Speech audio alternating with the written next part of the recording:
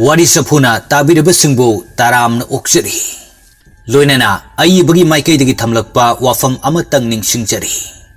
Wari Asi Hingliba Natraga Laikhidrabakana Amatagamari Laina Jade Manaba Matang Yaurlabasu Madu Coincidence Oigani Ayibagi Wakalgi Kalpana Amadagi Kut Tajabu Oibana Asoiba Aranba Kaya Yaurbasu Nungsi Jaraba Listener Singna Pukchil Chauna Ngakpinaba Haijari Lobirasi Aiba Wakim Pundragi Saklot Pi Tawaimi Wari Asigi Mapal Subat Arui Batanka Matam Karati Sona Hui Kapna Hui Launa Hui Matam Kobi Akaw Bagi Irol Nung the Chan Kibana Ningsing Ludre Asibana Asibagi Ahing Bana Ahing Bagi Haina Ketnaba Amamam Lay Kibana Pomnamak Hokre Loikre Tha Karaki Matungdani Niba Amai Baning Tem Kogi Yum the Lai Aduga Amai Baning Tem Kogi Sumang do the Lip the Gori Yum Sibu Mile bro Kana Lege Tadini Kanam Tele Tezalo Ho Yum Sibu Kana Lege Nibana Korpagi Quanjelo Taraduna Lay Sabinupi Ama Yum Adudagi Tongli Aduga Niba the Yang Lagari Kana Yum Si Amai Baning Tem Kogi Obirabra Oh Mane Ning Temgi Machane Hekta Kakat Piro Hoi Asi Haiduna Nibadu Mangol the Kakale Aduga Mora Amada Pamtai They Sabinupi Adu Nibada Tatat Yengduna Tap Nahari Ay Taton Kotorake Sidasum Pambiramo Asi Hiram Laga Imung Lomda Prap Changatuna Ning Temgi Kad Changli Aduga Hari Taton Mapanda Taton Unanina Nupi Makawi Amta Tokpiro Ning Tem Pamlam Badagi Puk Hogatuna Machal Nupi the Yang Lagakumla Kananuna Euxida Aiga Unani Hain Laidubo Oh Hoyoi Taton Tole Asi Haiduna Ning Tem Mangol Adom the Tole Mangol Adugi Chidaida Sang the Tariba Paktuda Tapna Pamtare Aduga Nibada Haifet Yang Niba Amai Bening Tem the Obada Masado Ipa Pakat Padona Inik Ni Amai Bening Tem na Nibada Hek Yang Lakpada Amai Badugi Masado Swailawi Masado Tayang Tasoiba Amugumna Yang Yangi Nibagi Masa Pumbadu Amutang Yang Tarakbani Ure Makut Kusaduda Hingsabi Tongbagi Kham Libado Ning Tem Nibagi Makut Kudom Biduda Mit Kup the Yang Asum Yang Lakpada Amai Bening Temgi Mamit Anidu I Dona Pungang Ngangsilai Hau Krabamatam Amada Tokiba Todok Singdu Amai Badugi Mamita Sang Ure Nungtil Pobo Nungsa Yakna Sabamatamni Iki School Suti Taraduna Sang Krabalambi Dudagi Mayum Tamna Lai Satin Suyauti Mamanabi Mamanaba Mayamna Makuta Satin Paiduna Karda Gari the Chanari Adubo Magiti Saruk Tambiram Drabra Nong Damba Mana Ikibu Pokpa Mapa Toiba Lungs Cancer Naduna Pamungda Utup Tabugum Taduna Pam Senadun Lerakba Jahi Mangarum Parkle Mama Ibe Maranina Lekaiki Kolik Pisu Pijam Toduna Imung Adugi Akup Atapunari Iki Mayum York Laduna Mangol Dari to the Pamtai Masatu Isok Soktare Sakraba Kalen Ginung Samarak to the Kong na Lakpaduda Ikina Pamduna Ledingai Rani Su Yenaka Dom the Gitogla Macha Ubada no pet down Hari Bem Nang Halak Nabra Chango Imung the Napinarun Kato Hongdolaga Sarawan Tokseruro Ima Supi Sing say Amta Pokiki Puima Asi Hainaduna Eki Magi Kada Changatuna Dress Hongdok Chari Mama Rani Su Matau the Mai Onsen Kray Numidangi Matamni Sak Sing Tok the Bumatung Eki Makuta Ising Glass Amapaiduna Mapa Toybagi Kada Changli Aduga मखुत पाइरब इसिंग glass तू table अदुदा तपना थमलगा मपाद तपना हाइरई पाबुंग हिदाक चानब तौरसे असी हाइरगा मपागी मखुत सयेंग अदु पाइदुना निंगथीजन तपना हौगतपिदुना nga thaduna phamhali iki hidak tu loduna se hidak se sa se mapa thoibadu machanu pigi wajaba mataududa mapi tarkle iki su mapa gi ngasigi matau sida nungai traduna mapa gi mittagi sintharkliba mit ki pidu teithok pidun hari pabung kai kaplino se kakuno pabung na dumaina toraga ekhu su yam nungai tiye thoiba machanu pigi lawaida nungsi na nantabidun hari ipagi ibema isagi narai bakse onthok na thida ko ipana lairabo oirubana nama amadi isagi naning thungan basu ipana ngamdre nama na sani napa ibu warau ko thoiba wahi kharadu hairamduna masaki pambom du nga thaduna mangak tu khasik haithare eki yengba ngamdre lamhen bi pirang tu hen na sintharakli eki mapabu konsinduna kapna ri pabung karigi nasada athumna haibiribano nasagi ningba thungdaba awatpa amata leitiye imaga pabungana nachabu nungaina thambiribasidi nasagi thamoina penjabadi pabunga imagana lunu tobibasinatana nachagi ningba thungjadaba karisu leitiye asi haiduna eki hikna kablai thingbungamdraba bilu pirang masu sintari lepaleita themjinbangamda mapagi kokthaktuda asumna ekina kaptuna leiringai mama rani su kadu da changlai aduga famung adugi chidaida tapna phamthadun hari bem akhoi pabungbu hidak pijarabo iki milu dagi pidu phat taithoktuna khumlai pijadri ma pijaraduine pabung hidak charse asi haiduna mapabu makut khudang dagi khajik inthoraktuna hairakbani adubu mapa thoibadu famung du long na haithakre Rani amadi eki ngak na mapabu nom dun kauri pabung thoiba holam liba sortu chap lepkre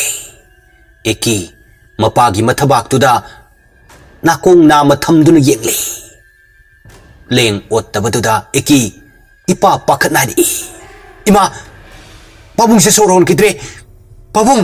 pabung se hugolo hidak sar se thoiba kari sukumla kidre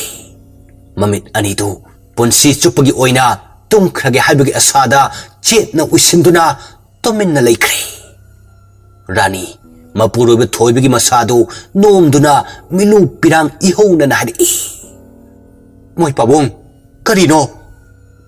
okhoi pabung na tobi basibo se hayo kadaidano nangna chalibadubo hayo kadaidano bem napasya mong tawdo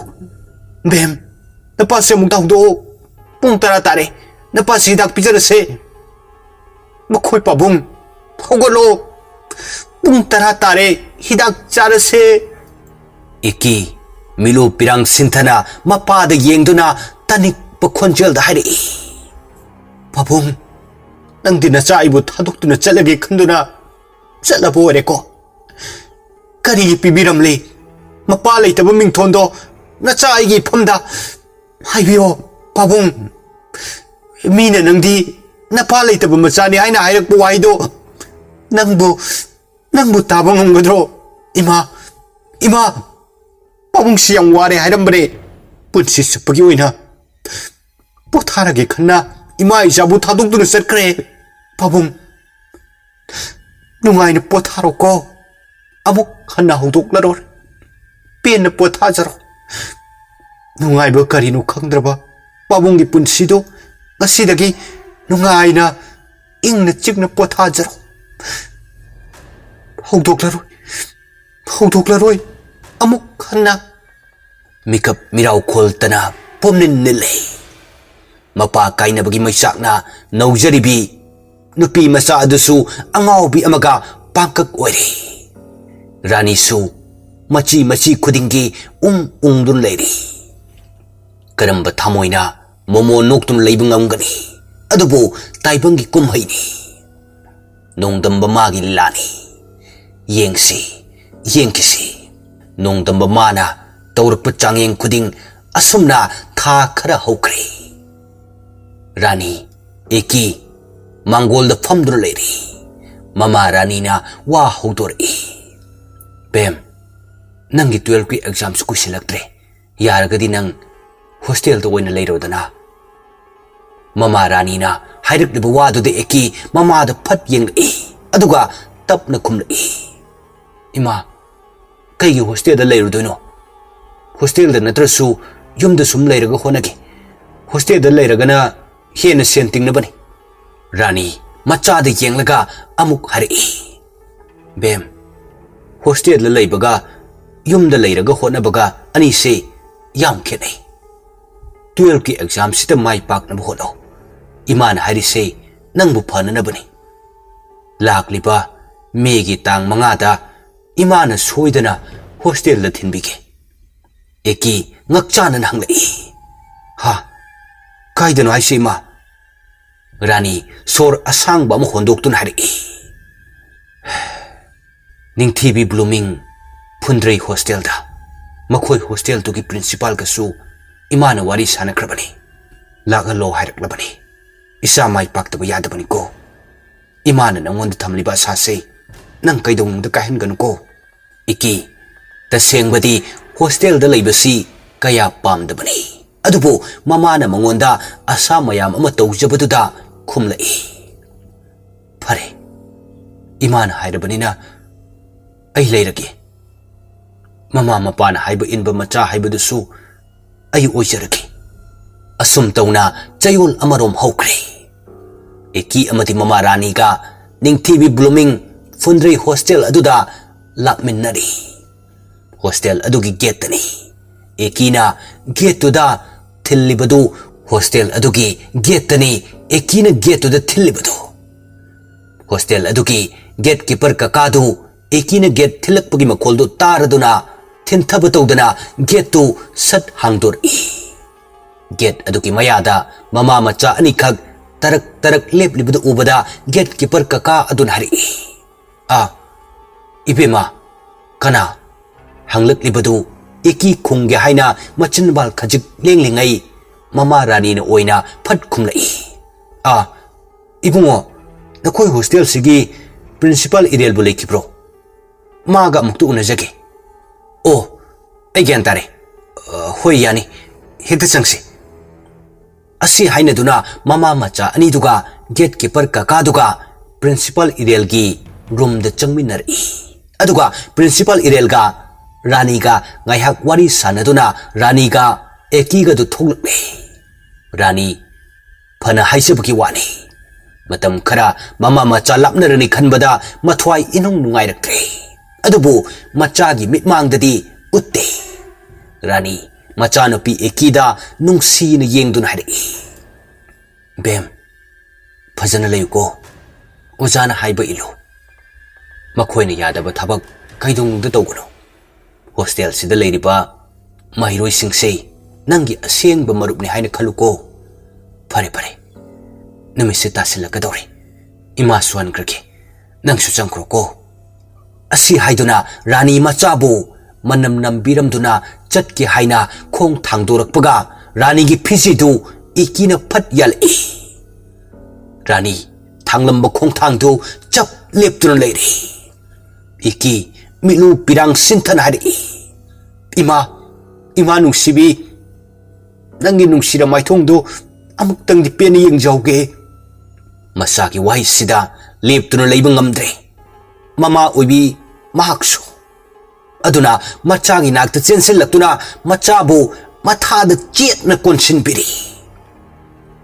इकी कपना हारी इमा ngasi haiba numit sidagi ima isa pakna unaba phangaroi ko ima nang na sai gi nakta toina lau ko Rani macha bu matha dagi lauthok laga ri laktoi ni ima icha gi nakta toina lakani ye se ima chalage ima gi phiji se thado obem iki mama da mit kup te yengduna mama gi pairi ba phiji du tap na thado Rani macha da amuktang yenglamduna thangli bu khong thang du thangning da get tu lan thok tu na chatkre lip tu na yeng jhauri kai da thamoi amana eki mama na chatki ba mai kai du mit kupta khongpham ama fabu hongda lip tu na yeng jari lepti mittagi sinthare ba pi du su eki na lip tu na leringai yak raw ba khonjal amana matung lom dagi hari oi sagen bi kai dorage muti dawna du da chap yungai lep tu na kapi buduna kana sibi aurage poloi bineba miga leitabagi kapiro ha kaisu haluno aikhoi leisini poloi bineba yamna usittana hairakpani eki hairak iba maikai adomda mamai du fat leithok tu ni yenglei aphau binu pi ani samji wang pullaga makhut ani punduna matungda leplaga lerambudu ure hairak lepadu eki kari sukumde new comer oibagi kharadi ikai bu phawi handaksu aphau binu pi ani du chap manan hari mina hangi sikum da biga tawine oi nangonda ni hangise kai min gauge aigine ni ba aduga magina sana hostel sigina aphau bi hariga dum khangna bani iki kithik kirum tawna marai du la tawna khumlai aigina iki niba sana makhoi ani du michi phat khana duna noksili aduga niban hari nangso hostel sida changlak ni banina aphau bi tawgi de ngambi ai khoigi igul su khara di khangba tare ne ha niba amadi sana wahi si hairam duna nok tuna istiar adu ka duna chatkre eki makhoi ani da yeng hori ekina mathanta tarak lep tun leiringai tanja duda hostel asigi mabuk mapau phabi mingam jadabi maino bidu eki gi manak tam na sangsilai aduga tap na hari hausiki ani do yam phau bani makhoi ga manaruno makuk yam chak bani ado kai min kauke aigi na maino bi jahi mari sure hostel sida lerakpa nangidi eki hausik ta nokphet tawre maino bigi icham chamba matau tuda mong ha dana khumlai aigi mingbudi eki kawe wow nice name ado hostel sida lerakpa jahi mari sure haijabagi wane imana biga laisa pona teda haujikti nangina mana bido aina oirsidi asidage khoi ani best friend oirse hoi adubudi ado room su ai tangni nang labani na aikhoi bani pulasiko hoi punse asi haina duna ani do second floor tamna kar aduga maino bigi room da changminar matamdi asum haujin kibana chayol manga rom sujin kre ayuk ki matamni hostel adugi satri mayam to school chat anaba dress loisinari eki ga maino bigasu loisin ba pumloi loireduna get mapaduda leptuna school ben lak pangairi nibaga sanaga su loisin ba loireduna thoklakle atai singdusu mari thoknarakle maino biga eki gana leplengai matungdagi nibana eki gi makhut sayeng duda pin na thinjlai eki naman khiduna matung phat onthorei niba sana makhoi ani du nokminai eki khara saunari nakoi bunga bro nako ka chak bro mi gi sayeng sidabu pinduna thilidubo ai sum yeng yaw ni yeng mane kari sto bunga mroi matagum yam henjilakano ai su nakoi dum sawba hi nakoi de thawai ban banati niba sana kariyam na bamino amano niba yam usitana hari oh yam phawgi wani ne is kayeba husiki do na khoi bung awra kaina phare phare kayam yamna phawge haibadu yeng tare dana na sidi a phawbi ni ba igi saptra du nang namit pe na yeng ne ko ni ba wahai du haina eki gi masum asang bu makut ani changduna phoi eki hande sana su ni ba gi mateng pangsilai sana eki gi makut khudang du maya du yamna kan chiglai maino bi yeng du leram bani makoi ani changdana purak basidadi masu eki gi michang changduna ni ba amadi sana gi makhachai ani du da khupakna sapu kan thasili tanja du da oza mayam du mari chenthok na rei aduga khatnari bedu khamdu I oja amana ni ba da hanglei karigino na khoina sum khanari badi hayo sana karigino kari waudo gino seng hayo ni ba sana makhoi ani du yeng nei leiton de saru pande haibagum paukhumsu wate sana magi thokpa ngamnana ba kanget yetuna sebjin sajana hari osa niba ga ikhoi ani na tholpada ekiga maino bigana tin sisa leine aduga adudagi ikhoi su sawning dana khar phukre asi haiduna oza du da hairak bani eki achum aran karim ta khangdi mamai do luktha duna tumin leiri mara leirabi amagum maino bi sanagi semjin sajin wa du da khar sawnari oza nate ikhoi na busung nate ekiga igana sida lepingai nibana ekigi makut pin thilaini adugi ekina wa khara hairubagi nibaga sanagana ekida phurakpani oza du sungai achum aran khangda niba khoinu bo hairabadi chumle khanna ekiga maino bigadu chaiduna marirak mangar kanthani oza duna ani du phubadu noksali eki kari su haijabadi ngamda mayadu chiksinduna asawbud phathajai mathangi numidangi matamni balcony da satri mayam tu lairik padun leiri sanagani bagatu michi khatnaduna lairik tu phat khumjilamduna thokre aduga eki ka maino bigana oiriba room adu changlai aduga eki amadi maino bi makhoi aniki dress amadi lairik singdu kangkha makha da loina langsilamduna kagi thongdu tapna thingsilamduna lairik pafam balcony aduda amuk changlatuna lairik tu pakre khangi ekiga maino bigasu makhoi ani na thokibasi karigumba ama leibagini haibasi asumna lairik parba matung chak ising tokpa loiraduna magi room da pothana na changnakre adubo ekidi changdri hostel adugi mapa oirapna hauriba sana kori machuna leitengba jum launa paliba leihau leirel pambi tu madugi nakanda phamduna pothari maino bisu ekina phamliba adomda changlaktuna hari kaidorake nathanda sida phamladi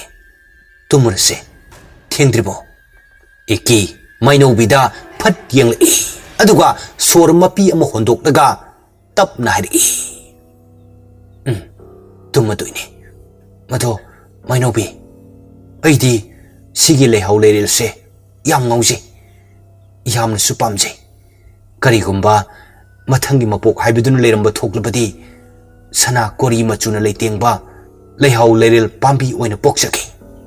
eki kaino nang hari dubo farese tumna tawrse pung tara makai tare asi haina duna ani du changlaktuna pothakre mathangi numidangi matamni niba sana makhoi ani du phamung du phamduna karino khara sanri niba na wa hudori aina yengakhiba mide aina lem tharoi hujike tawsige oh leire sana ingak ngakna kaino leirebo aikhoi ani yeknabu ariba ikibu hausingmak hatu odamni mabu nungsiba saduna mathakta pukataga dolal mathaktagi inthaduna harkadawni nibagi waduda sana mangak tu tingak yenglaga ꯇꯞꯅ ꯈꯨꯝꯂꯛꯏ ꯍꯥ ꯗꯣꯂꯥꯟ ꯃꯊꯛꯇꯒꯤ ꯏꯟꯊꯗꯨꯅ ꯍꯥꯠꯇꯣꯏꯕ ꯑꯩ ꯑꯃꯗꯤ ꯉꯝꯃꯣꯏꯀꯣ ꯃꯤꯕꯨ ꯍꯥꯠꯄ ꯀꯥꯏꯅ ꯏꯁ ꯑꯩꯗꯤ ꯅꯪꯁꯤ ꯀꯤꯗꯨꯝ ꯀꯤꯁꯜꯂꯛꯏ ꯑꯩꯗꯤ ꯑꯗꯨꯗ ꯈꯪꯗꯦ ꯍꯥꯠꯂꯅꯤ ꯍꯥꯏꯔꯗꯤ ꯍꯦꯛꯇ ꯍꯥꯠꯂꯗꯕꯅꯤ ꯂꯥꯎ ꯃꯥꯕꯨ ꯃꯣꯏꯊꯦꯝ ꯇꯧꯔꯒ ꯀꯧꯈꯠꯁꯤ ꯑꯁꯤ ꯍꯥꯏꯅꯗꯨꯅ ꯑꯅꯤꯗꯨ ꯑꯦꯀꯤ ꯈꯣꯏꯒꯤ ꯔꯨꯝꯗ ꯆꯪꯂꯛꯏ ꯑꯗꯨꯕꯨ ꯃꯥꯏꯅꯧꯕꯤꯗꯤ ꯇꯨꯝꯊꯗꯨꯅ ꯂꯩꯔꯝꯂꯦ ꯑꯦꯀꯤꯗꯤ ꯊꯦꯡꯂꯕꯁꯤ ꯐꯥꯎꯕ ꯂꯥꯏꯔꯤꯛ ꯄꯥꯗꯨꯅ ꯂꯩꯔꯝꯃꯤ ꯅꯤꯄꯥ ꯑꯦꯀꯤꯗ ꯌꯦꯡꯗꯨꯅ ꯈꯔ ꯀꯞꯁꯤꯟꯅꯗꯨꯅ ꯍꯥꯏꯔꯛꯏ ꯑꯦꯀꯤ ꯅꯍꯥꯟꯒꯤ ꯊꯧꯗꯣꯛꯇꯨ ꯑꯩꯈꯣꯏ ꯌꯥꯝ ꯂꯥꯟꯈ꯭ꯔꯦ ꯃꯗꯨꯒꯤꯗꯃꯛꯇ ꯑꯩꯈꯣꯏꯕꯨ ꯉꯥꯛꯄꯤꯌꯨ ꯍꯧꯖꯤꯛꯇꯤ ꯑꯩꯈꯣꯏ ꯄꯨꯟꯅ ꯑꯃꯠꯇ ꯑꯣꯏꯅ ꯅꯨꯡꯁꯤ ꯆꯥꯟꯅꯗꯨꯅ ꯂꯩꯃꯤꯟꯅꯔꯁꯤ ꯑꯁꯤ ꯍꯥꯏꯗꯨꯅ ꯃꯈꯨꯠ ꯑꯅꯤꯗꯨ ꯂꯣꯟꯅꯩ ꯑꯦꯀꯤ ꯆꯤꯌꯥꯔ ꯑꯗꯨꯗꯒꯤ ꯐꯨꯛ ꯍꯧꯒꯠꯇꯨꯅ ꯍꯥꯏꯔꯛꯏ ꯚꯥꯏ ꯑꯗꯨꯝ ꯇꯧꯅꯣ ꯁꯣꯏꯈ꯭ꯔꯗꯤ ꯁꯣꯏꯈ꯭ꯔꯦ ꯁꯣꯏꯗꯕ ꯂꯥꯟꯗꯕ ꯉꯝꯕ ꯇꯥꯏꯕꯪ ꯃꯤꯑꯣꯏꯕ ꯀꯅꯥꯕꯨ ꯂꯩꯔꯝꯒꯅꯤ ꯅꯤꯄꯥ ꯁꯅꯥ ꯃꯈꯣꯏ ꯑꯅꯤꯗꯨ ꯅꯣꯛꯐꯦꯠ ꯇꯧꯅ ꯑꯦꯀꯤꯒꯤ ꯋꯥꯗꯨꯗ ꯅꯤꯄꯥ ꯃꯕꯨꯛꯅꯤꯡꯗ ꯈꯟꯖꯩ ꯉꯁꯤꯒꯤ ꯇꯥꯟꯖꯥꯁꯤꯗꯅꯤ ꯑꯩꯅ ꯉꯥꯏꯔꯛꯄ ꯅꯤꯄꯥ ꯑꯩꯒꯤ ꯂꯥꯡꯗꯕꯨ ꯊꯨꯗꯦ ꯍꯥꯏꯕ꯭ꯔꯣ ꯑꯁꯨꯝꯅ ꯈꯟꯖꯔꯕ ꯃꯇꯨꯡ ꯑꯃꯨꯛꯀ ꯍꯥꯏꯔꯛꯏ ꯑꯗꯣ ꯑꯦꯀꯤ ꯗꯣꯂꯥꯟ ꯃꯊꯛ ꯐꯥꯎꯕꯗ ꯑꯝꯇ ꯀꯥꯃꯤꯟꯅꯔꯨꯁꯦ ꯑꯩꯈꯣꯏ ꯑꯅꯤꯗꯪ ꯀꯥꯕꯗꯨ ꯀꯤꯗꯅ ꯇꯧꯕꯅꯤ ꯀꯥꯃꯤꯟꯅꯔꯨꯁꯦ ꯑꯗꯣ ꯗꯣꯂꯥꯟ ꯃꯊꯛꯇꯗꯤ ꯀꯩꯗꯧꯔꯨꯗꯣꯏꯅꯣ ꯑꯁꯨꯛ ꯊꯦꯡꯉꯀꯥꯟꯁꯤꯗ ꯅꯤꯄꯥ ꯁꯅꯥꯗ ꯍꯥꯏꯐꯦꯠ ꯌꯦꯡꯂꯛꯏ ꯑꯗꯨꯒ ꯍꯥꯏꯔꯛꯏ ꯉꯁꯥꯏꯗꯣ ꯑꯩꯈꯣꯏ ꯑꯅꯤꯒꯤ ꯁ꯭ꯀꯨꯜ ꯗ꯭ꯔꯦꯁꯁꯤꯡꯗꯨ ꯁꯨꯈꯤꯕ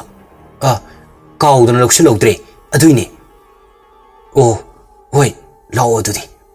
ꯑꯁꯤ ꯍꯥꯏꯗꯨꯅ ꯃꯈꯣꯏ ꯑꯍꯨꯝꯗꯨ ꯗꯣꯂꯥꯜ ꯃꯊꯛ ꯑꯗꯨ ꯐꯥꯎꯕ ꯀꯥꯔꯛꯏ ꯑꯗꯨꯒ ꯑꯦꯀꯤꯒꯤ ꯇꯨꯡꯃꯥꯡ ꯊꯠꯇꯨꯅ ꯅꯤꯕꯥꯒ ꯁꯅꯥꯒꯅ ꯅꯣꯛꯂꯒ ꯍꯥꯏꯔꯛꯏ ꯑꯄꯪꯕꯅ ꯃꯇꯨ ꯐꯨꯏ ꯑꯁꯤꯡꯕꯅ ꯃꯣꯟ ꯐꯨꯏ ꯍꯥꯏꯗꯨꯅꯤꯅꯦ ꯍꯥ ꯍꯥ ꯑꯩꯈꯣꯏ ꯑꯅꯤꯒꯤ ꯂꯧꯅꯝ ꯂꯥꯡꯗ ꯅꯪ ꯊꯨꯔꯕ ꯑꯣ ꯄꯥꯝꯃꯨꯏꯗ ꯅꯍꯥꯟꯗꯤ ꯅꯪꯕꯨ ꯌꯥꯝ ꯐꯥꯎꯕꯒ ꯁꯥꯈꯤꯗꯥꯏꯅꯦ ꯍꯧꯖꯤꯛꯇꯤ ꯌꯦꯡ ꯇꯥꯔꯦꯗꯅ ꯅꯪꯒꯤ ꯑꯐꯥꯎꯕꯗꯨ ꯇꯨ आदा था लेबाक्ता सारुरोनेको कानबो कैराक्तु अखोय अनिना साबिरगे सना निबा वहाईदो हाइना हाइना एकीगी मखुट अनिदु चेतना पाइसिंदुना दोलान मथक अदुदगी लैमाई अदु फावा लाक्तना लंथरई एकी वहाई अमा फावा हाइबा नंगहौदे लोइरे लैमाईदु अंगांगबा इखेंगतना फत्रबी मीबु हिंगना हिंगना हाटपी सारम चचटपी अनिदु प्रप प्रप चेंथक्रे असुमना हौख्रबा वारी सिंगसी अमाइबा निंथेंगी मिटमांगदा उरकबनी हौख्रबा थौदोकसिंगदु मधु उरकपदा अमाइबा निंथेमदु निबादा ममित खान यंगई अदुगा हरि असुक तुकच्चबा मीगी पुनसिबु करी सुममा लेतना खनबना खोइबु मीरो तुकच्चै